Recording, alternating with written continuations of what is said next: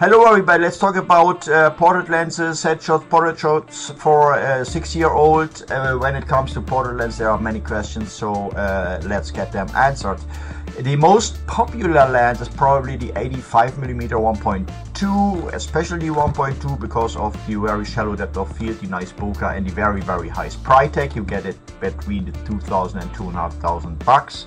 In my opinion, your best portrait lens for the studio work is the 7200 2.8, and this is because you don't have that much distortion in the head.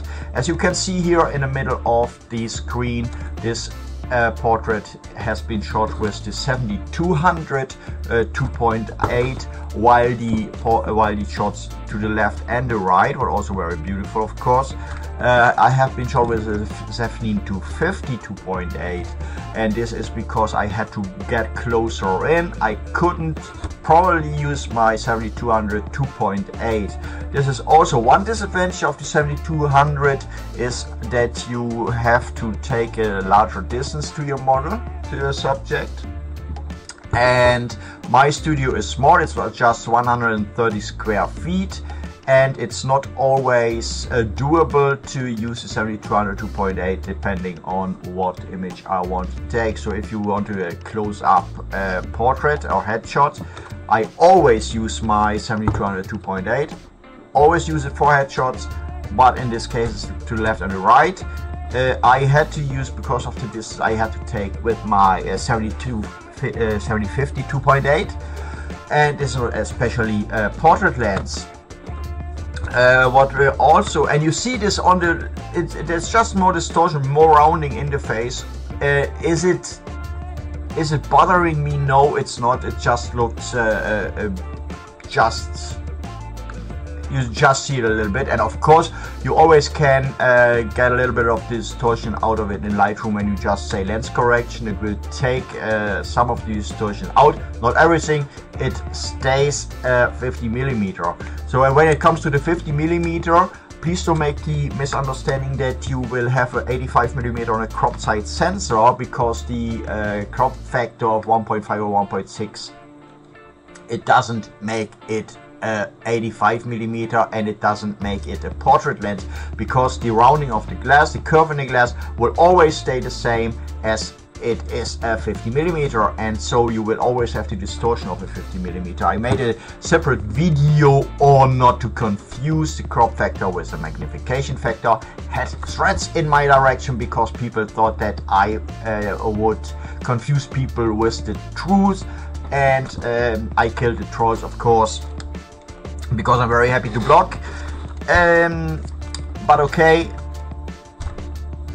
in my opinion, for headshots and portraits, 7200 2.8 best thing, and for the rest is 7050. If your studio is not that large for portrait shots, and also we have to discuss very briefly the background compression. The background compression on a 7200 is much smaller than on 7050 on a wide angle lens. And now it comes to culture.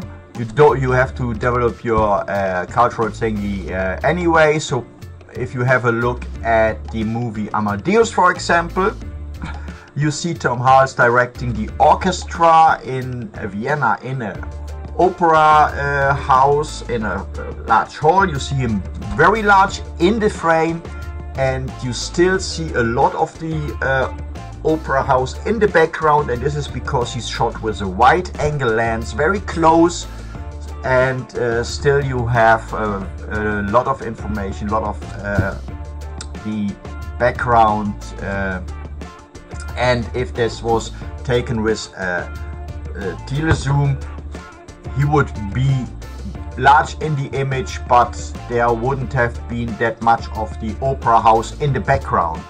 So far for over background compression. Of course, it doesn't matter if you have a backdrop in the studio. It doesn't matter that much if you have a single color backdrop, or don't have very much to show in the background. So I hope this helps. And of course, everything depends on your bank account. Lenses are expensive, and so is photography. I wish you a very happy day shooting. Produce nice images. Have a great day ahead. Thanks for watching and goodbye.